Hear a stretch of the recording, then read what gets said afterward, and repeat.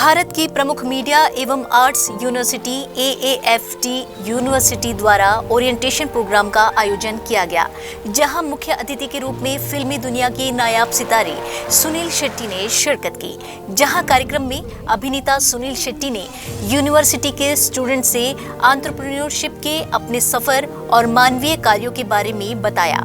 इस ओरिएंटेशन कार्यक्रम में 500 से अधिक स्टूडेंट्स ने भाग लिया।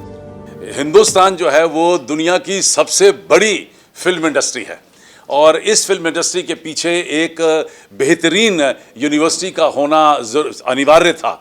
और जब ये काम हमें सौंपा गया तो हमने ये तय किया कि हम film, TV, media, art, culture, fashion, design, graphics, animation, hospitality, tourism, जितने भी क्षेत्र हैं जो ग्लैमर से जुड़े हुए हैं या जो फिल्मों के आसपास जुड़े हुए हैं, उन सब से जुड़े हुए कोर्सेज़ को यहाँ पर चलाएंगे और एक खूबसूरत यूनिवर्सिटी और बच्चे यहाँ से एक शानदार बच्चे पैदा करके देश को और दुनिया को देंगे। दुनिया के अंदर सबसे सस्ता फिल्म स्कूल हमने तैयार किया है क्योंकि हमारे पास बहुत सारा एक्सपीरियंस था एजुकेशन का और हमने वो सारा तजुर्बा फिर से एक बार लाके AFT रायपुर को दे दिया है। विश्वविद्यालय में हाल ही में अपना intake platform AAFT online launch किया है, जिसे मोहित मरवा और अक्षय मरवा द्वारा स्थापित किया गया है। इसका उद्देश्य अभिनव और उन्नत स्तर के पाठ्यक्रमों के साथ साथ अपनी पहुंच बढ़ाना है। यहाँ 50 से अधिक पाठ्यक्रमों के साथ साथ गुणवत्तापूर्ण शिक्षण कराया जाता है। अगर आप अपने क्षेत्र में एडुकेट होकर आते हैं तो आपके लिए बहुत बड़ा एडवांटेज है, वरना सक्सेस मिलता ज़रूर है लेकिन एक स्ट्रगल रहता है क्योंकि आप उस क्षेत्र में एडुकेटेड नहीं। आप कहीं भी जाओ और उस प्रोग्राम से वाकिफ नहीं हो तो तकलीफ होगी ही आपको। बिग स्क्रीन रहेगा हमेशा और एक्सप्लॉइट करने में, एक्सप्लोर करने में रादर मुझे लगता है इट्स द बेस्ट ऑप्शन क्योंकि उतने ही सारे बच्चों को और लोगों को काम भी मिल रहा है उस क्षेत्र में, which means the media industry has only and only grown and nothing else. इस कार्यक्रम में सुनील शेट्टी ने ये कहा है कि AAFT यूनिवर्सिटी स्टूडेंट्स को आने वाले कल के लीडर्स के रूप में तैयार कर रही है। मैं छात्रों की एक ऐसी पीढ़ी बनाने के उनके दृष्टिकोण और मिशन का समर्थन करता हूं, जो केवल पारंपरिक तरीके से ही नहीं बल्कि आज की शिक्षा भी प्रदान कर रही है। Talent, and there are many kids who want to come into film industry, and you have brought a platform to them, and Sunil sir has given tremendous answer to the students. What is that one thing that you see, the places where very small places where kids are still not getting what they want to, what kind of message you want to give it to them? See, it's a huge country, don't forget about that, and I'm taking my responsibility, and my responsibility can only be restricted to my capacity and capability. So I'm putting my best into this country. We are very successful AFT Noida in Film City. The whole world knows us now from that point of view. Now it is another opportunity this state has given me.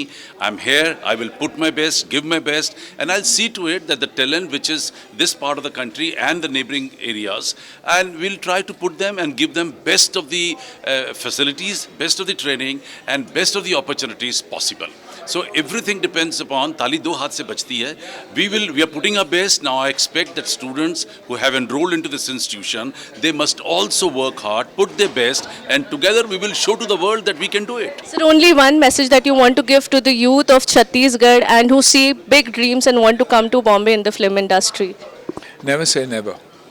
And like I always say, make sure your dreams are worth more than your sleep, which means spend sleepless nights working hard, and if somebody like me could make it with zero knowledge and talent about the film industry before I started, I think then a lot many kids can make it. Sir, आपकी journey कैसे शुरू हुई वो जानना चाहेंगे। खैर ये तो बहुत लंबी कहानी है। स्कूल कॉलेज में मैं क्रिएटिव आर्ट्स में बहुत इंटरेस्टेड था, फिर मैंने थिएटर किया, 100 से भी ज़्यादा शोज़ मैंने स्टेज पे किए, टेलीविज़न किया, सिनेमा में मैंने 3 फिल्में साइन की, छोड़ दी क्योंकि मुझे लगता था कि मैं एक्टर के बजाय अगर बेहतर है कि अगर मैं कुछ और बनूं, मुझे कुछ ज़्यादा करना था।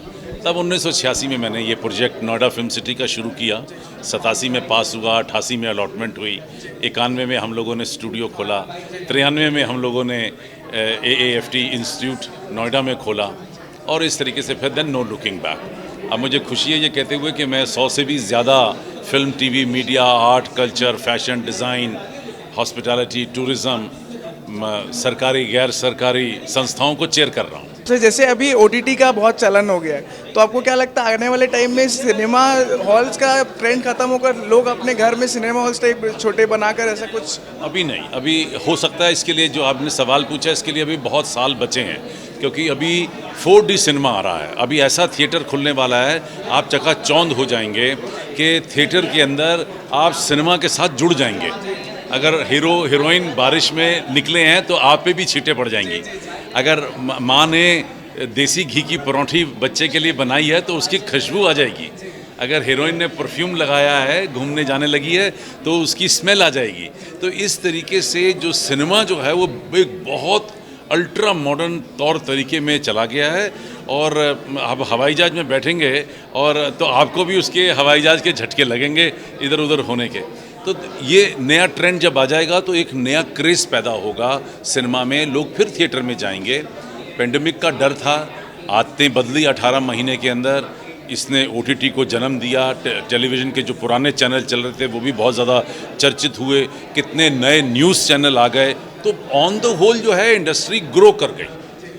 दर्द हुआ, लेकिन दर्द के बाद जो है जन्म बहुत नई चीज़ों का हो गया है। ऑन द होल हमें देखना है कि इंडस्ट्री तो ग्रो कर ही गई है। वर्चुअल रियलिटी पे आपका क्या ओपिनियन है? जैसे अभी जो वर्चुअल रियलिटी में लोग पैसे प्रॉपर्टी बाय कर रहे हैं, बहुत सारी चीज़ें हो रही, प्रोडक्शन हो रहा है, तो उस पर आपका क्या कहना है? देखिए, it's age of online, let's be very frank. और रही सही कसर थी वो पेंडेमिक ने सिखा दी। खाना ऑर्डर करने से लेके और घर के इक्विपमेंट और इलेक्ट्रॉनिक्स और इलेक्ट्रिकल सभी कुछ तो ऑनलाइन हो गया। बल्कि मैं तो ये कहूँगा कि पेंडेमिक ने हमें भी सिखाया और हम लोगों ने AAFT ऑनलाइन शुरू कर दिया और चल पड़ा है। और उसके अंदर हमने कुछ ऐसे अच्छे इंटरेस्टिंग कोर्सेज एक साल के डाले हैं और मेरे पास देश भर और दुनिया भर से लोगों ने आना शुरू कर दिया है। तो ये माहौल देखकर बदलना बहुत ज़रूरी है। आप अपने पुरानी विचारधारा के साथ चिपक नहीं सकते। आपको कहीं ना कहीं बदलाव, जब समाज में बदलाव है तो आप में बदलाव आना चाहिए और आपके बदलाव से समाज में बदलाव आता है। एक सवाल है आपसे कि मैं खुद फिल्म इंडस्ट्री में काम किया हूँ, मैंने फिल्म स्कूल में पढ़ा भी है, बट आपका इंस्टीट्यूट जो मैं देखता हूँ और जिसका पैटर्न है तो वो सबसे एफिशिएंट और बेस्ट है आज की डेट में। तो वो आपको डिज़ाइन करने में मतलब आप कैसे उसको सोचे, मतलब क्या स्टार्ट? देखिए, करत करत अभ्यास के जड़मती होत सुजान।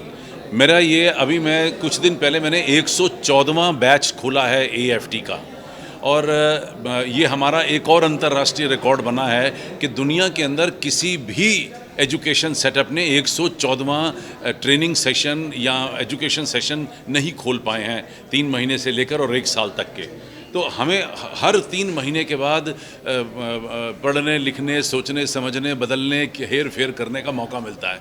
और जो मार्केट में ट्रेंड्स हैं, जो इंडस्ट्री के ट्रेंड्स हैं, उनको हम लोग फटाफट अडेप्ट करते जाते हैं।